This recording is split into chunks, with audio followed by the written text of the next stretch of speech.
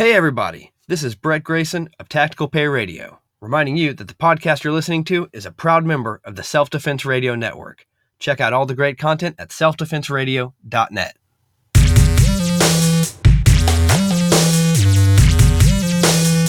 Welcome to Unload and Show Clear, the podcast about all things IDPA. And now, here's your host, President of the Non-Threat Assassination Squad, Lloyd Bailey.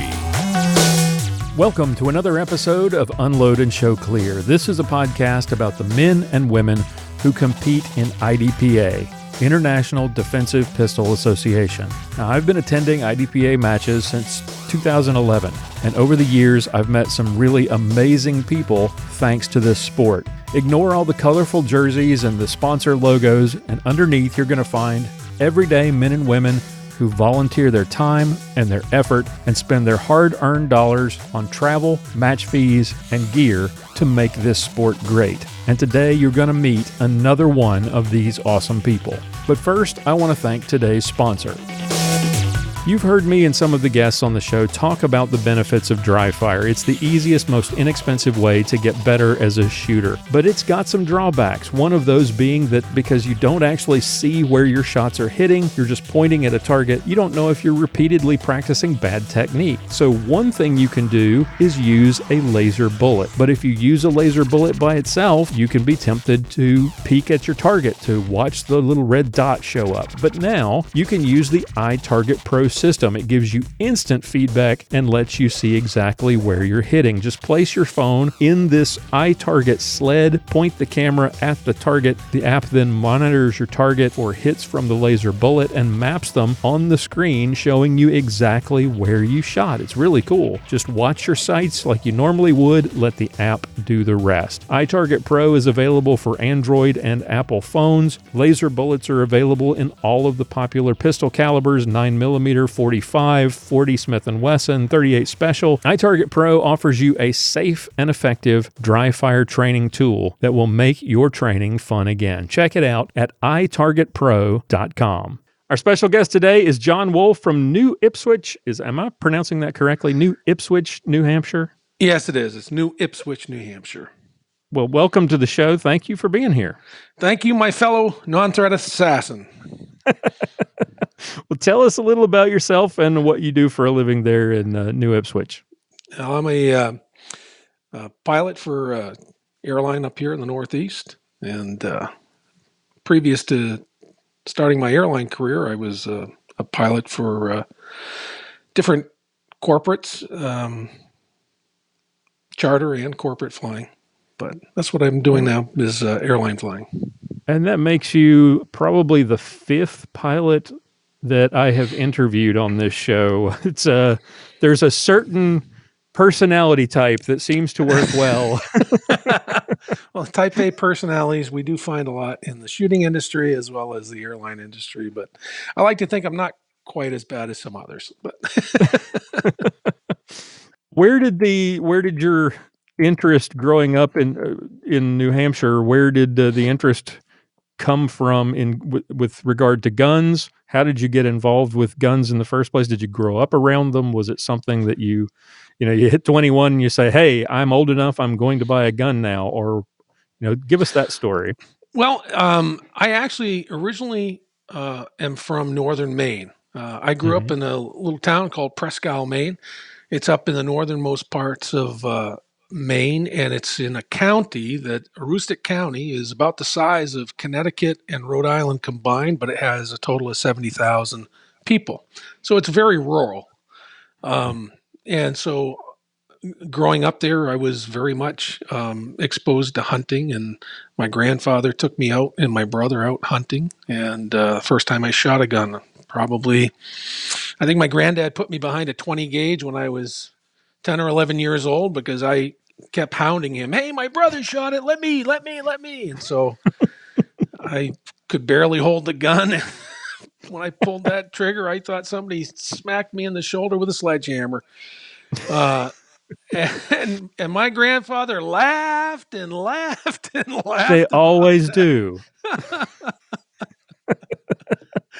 But as I grew up and in high school when I turned 18, when I bought my first deer rifle.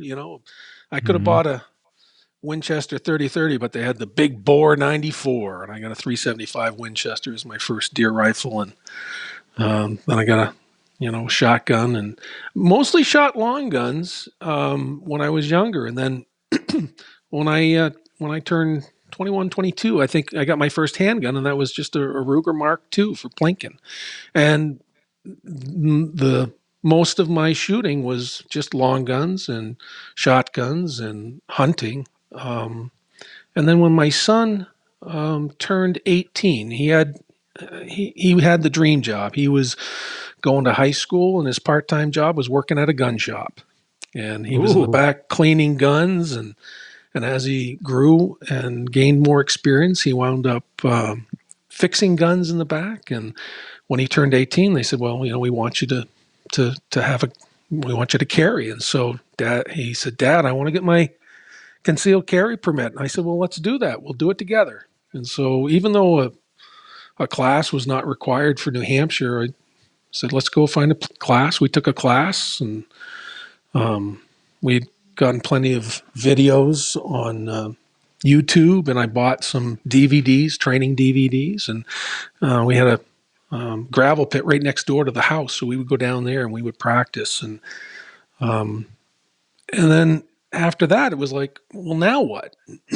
Now I got a gun, but how do I practice with this, and how do I do this? And so I found out about IDPA, and I found out over this little club outside of Concord, New Hampshire, in Dunbarton, New Hampshire, called Pioneer Sportsman. And I looked it up and found out they had an IDPA program over there, and went over and talked to the guy. And next thing I know, I'm signed up to shoot a match, and I loved it. I fell in love the first time. I mean, because it's like, this is what I'm looking for, right? I get to practice everything that I was taught. Yep. And my son participated at first, and then as his interests changed, and became interested in girls and having a wife and getting married. And he didn't compete with me as much, but at first it was great. I loved going to the matches with my son. So, do you remember that first match that you two attended? Well, I don't remember the first match, like local match that we did, but I do remember the first sanction match that we shot together. Okay. And we went to New England Regionals. It was down in Harvard, Massachusetts, about an hour from where we lived, and we shot that first match together. And down at Harvard, they have that New England Regional match the third week of August. It is the hottest part of summer up here. And they had 14 stages, and it's as much of a NASCAR event as it is a shooting event, because it's a matter of how long can you last in the sweltering heat with 14 stages. And I will never forget, we're getting to the end, our feet are sore, we're tired, we're hot, and we've got still like 3 more stages to go. And I can remember just going, close enough. Move on. Mail it in from there. But we had a tremendous time, though. It was so neat to see, the moving stage, the moving props that I'd never had been exposed to, and the complexity, and there's a lot of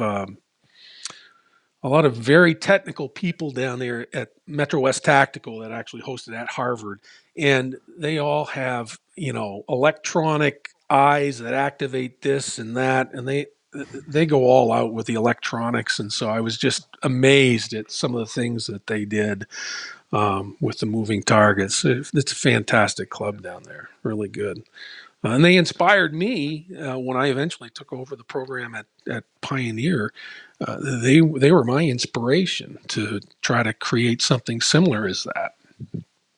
Well, give us a little bit of a shout out to Pioneer Sportsman Club, and tell us about the club and what you guys are doing now. Well, Pioneer Sportsman Club is just outside of Concord, New Hampshire, in Dunbarton, New Hampshire, and I wound up taking over the program from Ken Lambert. Ken Lambert had reinvigorated the IDPA program back in 2013. And I had been a member of the club for a few years prior to that, 3 or 4 years prior. And somebody would take over the program. It would, they'd have some matches, and then they would get burned out. And then the next year they'd need somebody else to step up. And it was always a core group of 10 or 12 people. And it just kind of languished. It never really took off. And then Ken Lambert took off of that program, and he really put a lot of effort into it. And he did a tier 3 sanctioned match, and he called it the Live Free or Die match. And that whole season, I was just finally, I'm like, yes, this is what I've been waiting for. This is what I've been looking for. And I just had so much fun. And of course, I became an SO, and I participated and helped design stages with them and work with them, and just fell in love with it. And the program grew. That first season, our first match of that season, we had over 100 shooters at the first opening match. And that was kind of unheard of for our club, because it'd always been the same 25, 30 guys that would, basically put it together. The same guys that ran it would shoot it, and that was about it. And now it's like, holy cow, look at all the people that are participating. And after that year, Ken had to step down. His job requirements had changed, and he didn't have the time to commit to it. Mm-hmm. And I was going, oh my gosh, I don't want to see the program go away. I've been waiting for this for so long. And I talked to Ken. I'm like, how difficult is this? And he says, it's a lot of work, John. He says, you got to be committed, and you got to put a lot of work. And I'd only been shooting IDPA for 2 or 3 years. I'm like, I'm not ready for this, but if not me, who else? And right. I just didn't want to see it go away. So I took over the program, and so that year, 2014, I decided the only way this is going to work is I've got to be bringing in new people, and I got to be training new SOs on a regular basis. And so we started an intro to IDPA class, and we actually wound up running 2 of them because there was so much interest that first spring in 2014. And then we ran, I think, 2 SO classes to try to get more people qualified to help work. Because as you know, in this industry, burnout is huge. Right. You can't have one person doing everything. There's just too much. It entails way too much. So that was my goal, was to say, okay, we've got 3 to 5 years here. We're going to keep bringing in new people. We're going to be training new SOs, and hopefully we'll reach the point where we're not begging for people to work, but people will actually be able to choose what matches they want to work and be able to actually sit out and shoot others. And I'm pleased to say that here we are looking back 5 years later, and we've reached that point. We have a very large club. We regularly, at our monthly matches, we regularly get 100 or more participants in our match. I open up the staff to it's opened up to as many as 30 people who can, now I don't need 30 people to run those matches, but by opening it up to that many, I can be training people who are interested. You never want to turn down help in this business. You right. find those volunteers that are interested and excited about it, and then you exploit them. And right, suck them in and then suck them dry. That's right. But it's worked out. It's worked out very well. And the other thing that we do is most notable is our Live Free or Die state championship match at the end of the season. We run matches from April to September, monthly matches, and we also do weekly practices. We have our tactical Tuesday practices in the evening time through the summer months, and we just started up here on the indoor range with our weekly matches. We do them on Mondays during the winter months, and we just started that up at the first of the year. And that's our biggest recruitment tool, is by having those weekly practices. It allows people to come and find out what it's all about without the anxiety of a match. Because you say the word match and everybody's anxiety level goes through the roof, and they're like, match, I Right. can't shoot a match. And it's like, Right. no, I'm it's not not ready. that way. Yeah, but it's not like that. It's really not like that.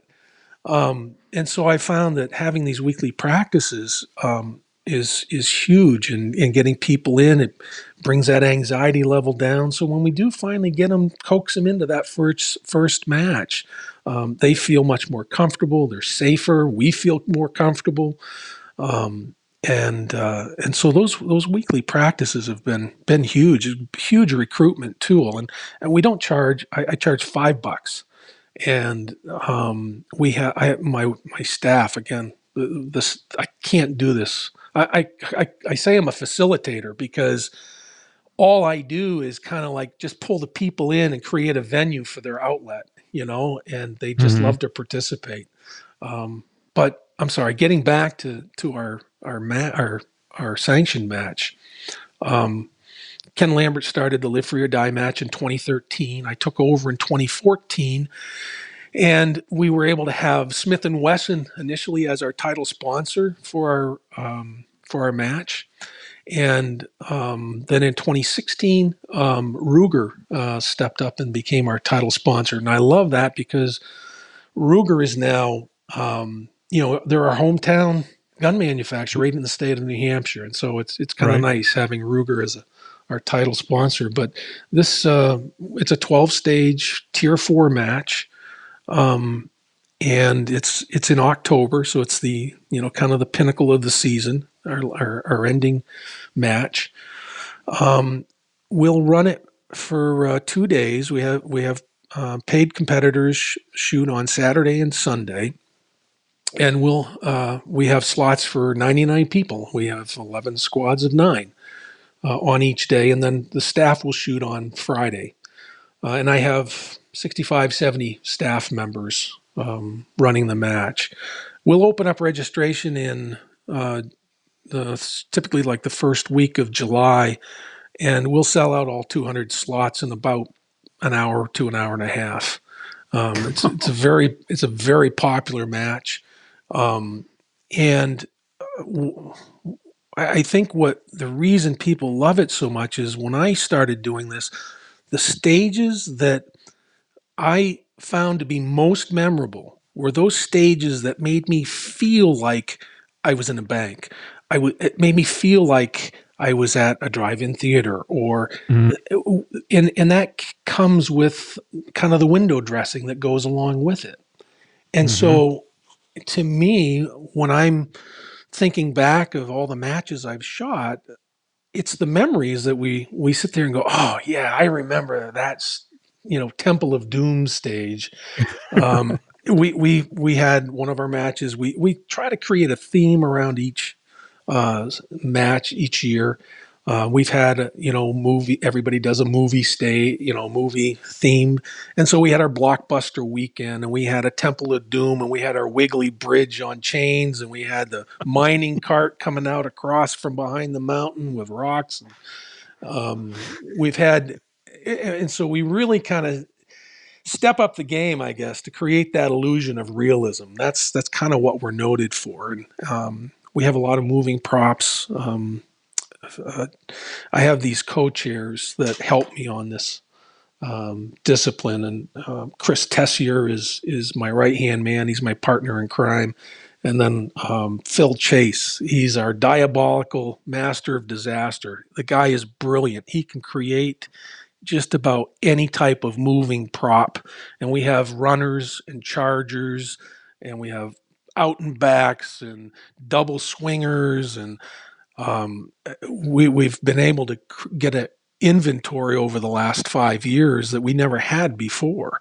And so now we went from begging and borrowing props from other clubs the first couple of years to where we have enough so that our Live Free or Die match actually has movers on every single stage.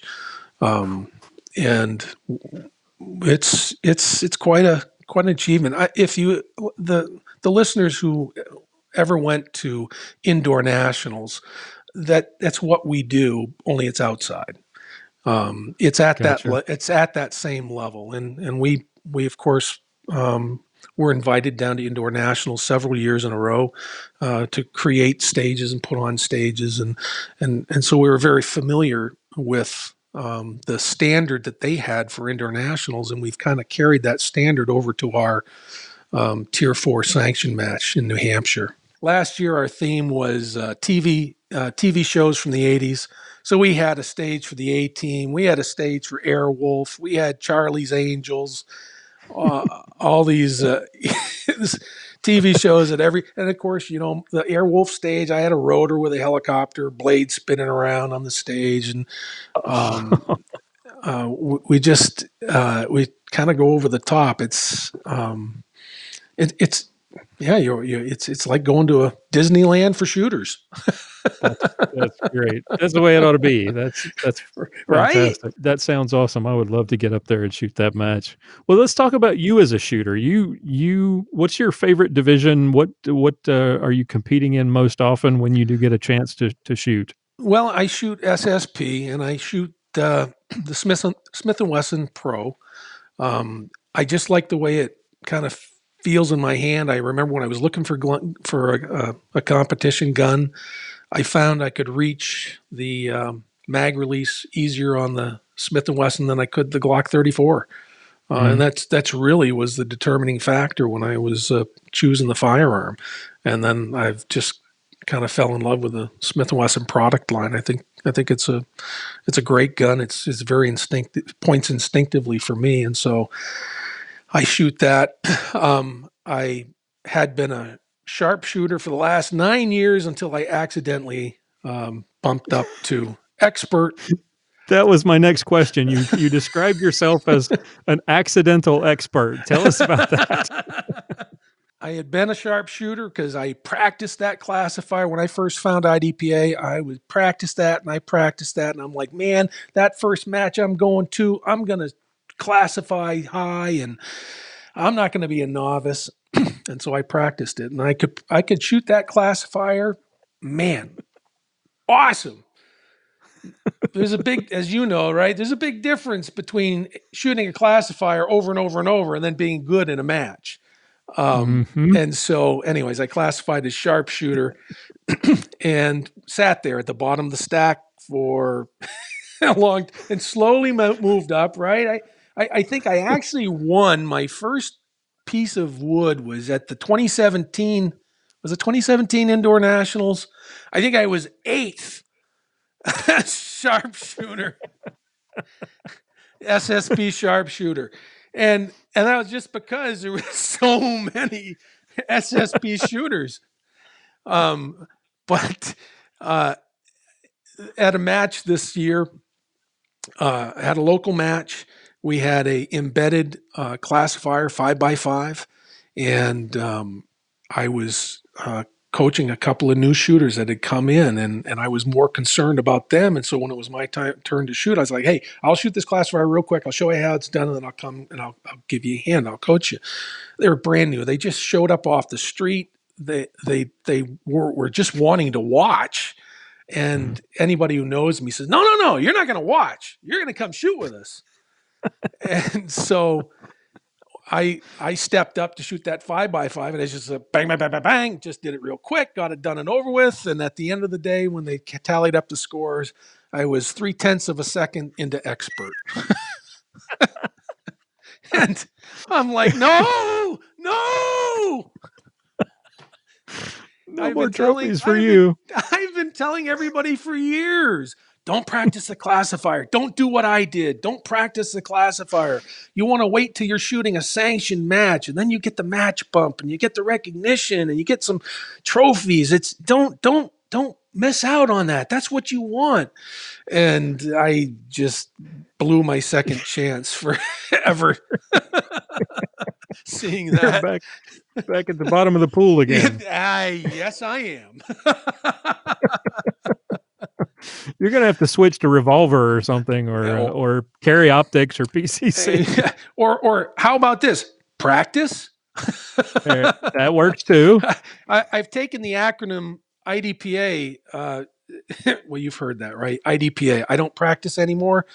I've kind of taken that a little literally, but I think most of the match directors understand too. When you reach that point where you're focused on trying to, we're in the entertainment business. We're trying to entertain the people and provide them a good match and a memorable experience, something they want to be able to cherish and hang on to. The focus is now on the match and not your shooting. And, that's been my focus since I took it over in 2014 has been all about trying to create the experience and get people involved and encourage participation in this fantastic sport. I've always said that IDPA is a gateway drug to action pistol shooting. Yep. I kind of know where this last question is going to go, but three words that describe you. No. Sorry. No. Sorry. I couldn't help myself. Sorry. Curse you, Kitty Richards! What makes IDPA so much fun for you? You've gone from, being the new guy at the match, just trying to hone your self-defense, concealed carry skills, to taking over as the match director for your home club, to running major matches, to working to train SOs, and as the area coordinator for your region. Why do you do it? What is it you love about IDPA? You said you shoot USPSA as well, but your heart is in IDPA. Why? It's for the money. Oh, absolutely. I should have thought of that. Silly me. I like to say to most people, you come into IDPA for the shooting, you stay for the people. The friendships that are forged in this environment are everlasting. The friends you make, the relationships that are established, the friendships are just. There's some of the friends that you just want to always be around. And when we started these, we started the weekly practices. What gave me the most satisfaction was, not the number of people showing up, because, sometimes, we're doing this for 2 or 3 nights, 2 or 3 hours on a weeknight, and we'll have 30 people there. And I've got maybe 6 SOs that are busting their tails, right, to accommodate everybody. Right. And when it's all over, we're tearing everything down and everybody's pitching in and they're breaking down the walls and the stages and the props and the movers, but they don't leave. They get done, they put the stuff away, and then you see these little groups of people. They're sitting there talking, and the sun's setting. It's dark now, but you still have all these people. They just sit around. They don't want it to end because they are enjoying each other's company. It's as much a social event as it is a shooting event, and that gives me the most satisfaction. I'm building a community. We've got a community of great people and shooters, and that's a satisfaction that I get. Well, thank you so much for taking the time to do this and to come on the show. I've really enjoyed getting a chance to get to know you, and I hope I can get up there to the Live Free or Die. It sounds like so much fun. Well, it's the second weekend in October, so mark your calendar, and then open invitation. We always have slots extra for VIP members. You're a VIP member, Lloyd, anytime. Well, I appreciate that, and I hope I get to take you up on it. Please do. Hey, I got buddy passes. All right. No excuses. That sounds good. Twist my arm. All right. All right, that's all the time we have for today. I want to thank our guest for coming on the show and our sponsors for making all of this possible. Take a moment, if you would, to check out the website, check out our show notes at unloadpodcast.com. We've got lots of interviews with more amazing guests like the one you heard today. Join our Facebook group at unloadpodcast.com/Facebook for all the latest updates and to connect with other fans of the show. And if you'd like to support the show, we sure would appreciate it. Consider becoming a patron at unloadpodcast.com/extra. I've got some full-length interviews and special content available there exclusively for patrons as well. And if you know somebody or you yourself would make an interesting guest for a future episode of Unload and Show Clear, please contact me at lloyd@unloadpodcast.com or click on the contact page on the website and send us a message. We'd love to hear from you. Tune in again next time for another episode of Unload and Show Clear.